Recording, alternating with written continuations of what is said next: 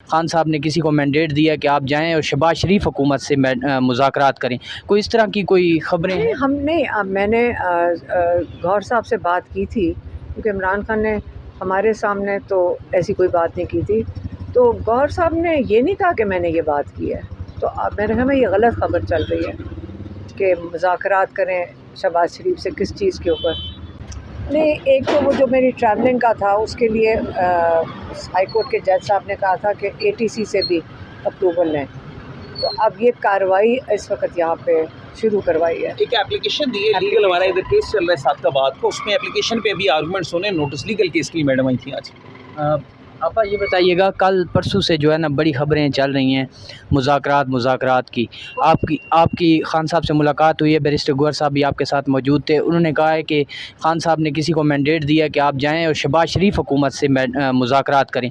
कोई इस तरह की कोई ख़बरें हैं? नहीं, हमने मैंने गौहर साहब से बात की थी, क्योंकि इमरान खान ने हमारे सामने तो ऐसी कोई बात नहीं की थी। तो गौहर साहब ने ये नहीं कहा कि मैंने ये बात की है। तो अब मेरे ख्याल में ये गलत ख़बर चल रही है कि मुज़ाकरात करें शहबाज शरीफ से किस चीज़ के ऊपर। तो वो कहते हैं ये नहीं मैंने कहा था। पता नहीं, मुझे कोई कन्फ्यूजन ही है। वो गौहर साहब भी क्लियर कर सकते हैं कि ये बात उनके हवाले से की जा रही है। शहबाज शरीफ से क्या मुज़ाकरात करेंगे मैडम 26वीं तरमीम रिपील करते हैं, क्या करते हैं? अगर जी 26वीं तरमीम को ख़त्म करना चाह रहे हैं। लेकिन ख़त्म कैसे करते हैं? ख़त्म तो देखें असेंबली से ही होगी, नेशनल असेंबली से हो सकती है, और दूसरा कोर्ट में देखें। असल में तो हमारा जो व्यू है पीटीआई का वो बड़ा क्लियर है कि 26वीं तरमीम के हवाले से हमारे जो केसेस लगे हुए सुप्रीम कोर्ट में, उन केसेस को टेकअप किया जाए और उन केसेस में इस तरमीम को कलअदम करार दिया जाए। ये इन अकॉर्डेंस विद लॉ नहीं है, ये अदलिया के जो अदलिया की आज़ादी है, ये उस पर हमला है। ये और हमने इसको चैलेंज किया हुआ है। तो इसका अमेंडमेंट्स का देखिए, एक तो तरीक़ाकार ये कि असेंबली में जाएं। असेंबली के हवाले से खान साहब की बड़ी जेन्युइन कंसर्न है। ये तो असेंबली जैली है, ये तो फॉर्म 47 वाले बैठे हुए हैं, ये तो 17 सीटों वाले उन्हें बैठ के उठा के अमेंडमेंट्स कर दी। तो इनकी तो कोई कानूनी हैसियत नहीं है। हाँ, असेंबली में जाके अगर जेन्युइन जो मैंडेट है, जो लोग जीते वो लोग आएँ, वो इस पर वोटिंग करें और इसको कलअदम करार दे सकते हैं। सेकेंडली, सुप्रीम कोर्ट भी ऑप्शन है, लेकिन सुप्रीम कोर्ट में जो बुनियादी बात है, जो बहुत अहम बात है, देखिए जो कॉन्स्टिट्यूशनल बेंच है वो क्रिएशन है 26th अमेंडमेंट का। हमारा कानून ये कहता है कि नो बॉडी कैन बी जज ऑफ हिज कॉज। अब वो खुद इस तरमीम की क्रिएशन है कॉन्स्टिट्यूशनल बेंच, वो तो ये नहीं सुन सकता। इसका सबसे अच्छा तरीकाकार है जो सुप्रीम कोर्ट थी उस वक्त, ये नए जजेस से पहले, नए जजेस के आने से पहले, उस सुप्रीम कोर्ट पे मबनी जजेस का फुल बेंच बनाया जाए, वो फुल बेंच इस केस को सुने और डिसाइड करे। ये सबसे बेहतर तरीका और कानून के मुताबिक तरीका है, क्योंकि बाकी जजेस भी 26वीं तरमीम के नतीजे में आए हैं और कॉन्स्टिट्यूशनल बेंच भी 26वीं तरमीम के नतीजे में बनाए। तो वो खुद से किस तरह फैसला कर सकता है, उसका मेरा ख्याल है इस केस की हेयरिंग करना इन अकॉर्डेंस विद लॉ और प्रिंसिपल्स नहीं है। आपा ये भी कल से खबरें गर्दिश कर रही हैं कि ये जो बात अभी इन्होंने की है ना बैरिस्टर फैसल ने, कि अगर गौहर साहब बात करना चाहें शहबाज शरीफ से, और वो दो चीज़ें कर सकते हैं, उनसे मांग सकते हैं। एक कि 26वीं तरमीम ख़त्म करो क्योंकि फॉर्म 47 ने किया, और दूसरा सीटें वापस कर दो। मुझे तो नहीं और समझ आती क्या बात हो सकती है शहबाज शरीफ की हुकूमत से। तो इस वक्त तो जो सारे केसेस हैं उस पर बहुत असरात हुए हैं। इमरान खान कहते हैं कि इंसाफ का निज़ाम इस 26वीं तरमीम ने बिल्कुल ही दफन कर दिया है। पहले भी इसको असलहात की ज़रूरत थी, लेकिन अब तो बिल्कुल ही इसको दफन कर दिया है। तो एक तो ये सुप्रीम कोर्ट का रास्ता लेने, लेकिन ये किसके पास जाएंगे लेकर केस, क्योंकि ये तो 26वीं तरमीम वाला कोर्ट है।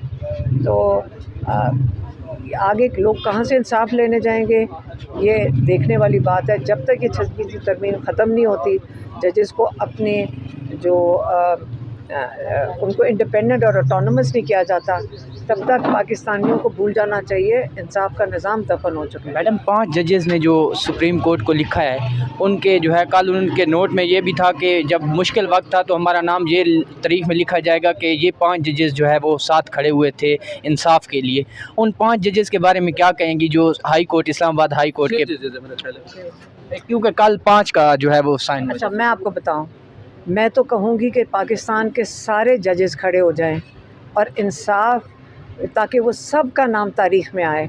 क्योंकि याद रखें, आप अमर बिन मारूफ क्या आप हक़ के साथ और सच के साथ खड़े हो कि आप नहीं खड़े हो, ठीक है?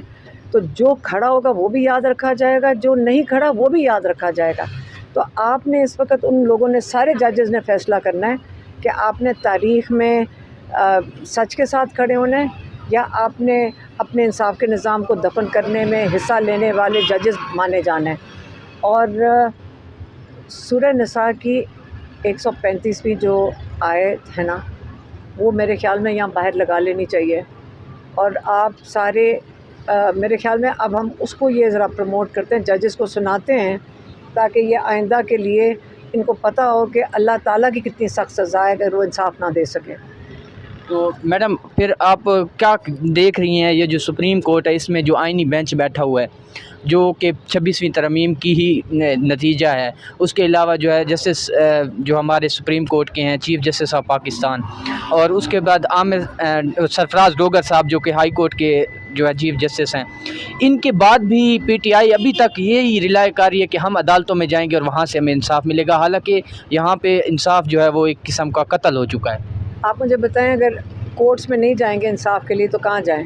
आप बता दें, हमारे पास तो और कोई जगह नहीं है। मैम इतनी बड़ी पार्टी है, सड़कों पे भी तो आप कर सकते हैं। मुज़ामत हुई थी तो आपकी जो है वो बात। इसका मैं जवाब ये देना चाहूँगा कि अदलिया की आज़ादी के लिए और अदलिया में इस्लाहात के लिए हम सबको कोशिश करनी चाहिए।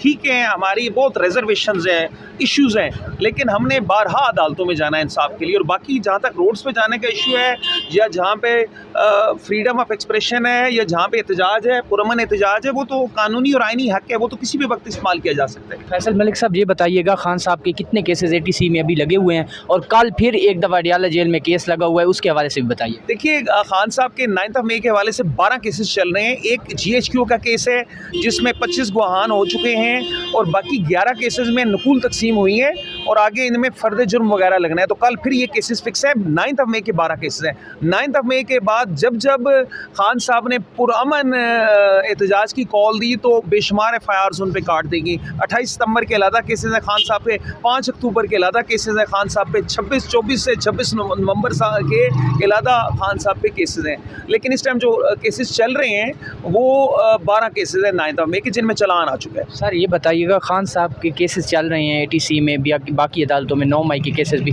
सर कौन सी बड़ी रुकावट है केसों के हवाले से जो खान साहब की रिहाई के लिए जो है आप समझते हैं कि यार ये बड़ी रुकावट है? देखिए, खान साहब के केसेस अगर मेरिट पे चलें तो कतन कोई रुकावट नहीं है। अगर जजेस फाइल पे मौजूद मवाद को देखें, शहादत को देखें, तो खान साहब के केसेस में तो खान साहब को तो with in weeks time in तमाम केसेस में बरी हो जाना चाहिए। बिल्कुल बेबुनियाद और बोगस केसेस हैं। और एक और अहम बात मैं कहना चाहूँगा, खान साहब ने बारहा एक बात की और वो लीगल एंगल भी उसका है। लीगल एंगल क्या है? लीगल एंगल एविडेंस का है। खान साहब ये कहते हैं कि इन तमाम एलिगेशंस की या इन तमाम अकरेंसेस की जो कहते हैं 9 मई के अकरेंसेस हुए हैं, इन तमाम की CCTV फुटेज ली जाए और CCTV फुटेज लेके उसको शहादत का हिस्सा बनाया जाए, उसमें देखा जाए कौन से लोग हैं, क्या हैं, और उसकी बुनियाद पे आगे प्रोसीड किया जाए। दूध का दूध और पानी का पानी हो जाएगा। तो ये बड़ी लॉजिकल और लीगल बात खान साहब ने की है और ये भी हमारा मुतालबा भी रहेगा ड्यूरिंग ट्रायल। बाकी जहाँ तक आपका ये कहना है कि क्या रुकावट है, मेरा ख्याल है अगर आइन और कानून के मुताबिक हिम्मत करके हौसले से इंसाफ किया जाए तो खान साहब फ़ौरन बाहर आ सकते हैं। बहुत शुक्रिया फैसल मलिक साहब हमारे साथ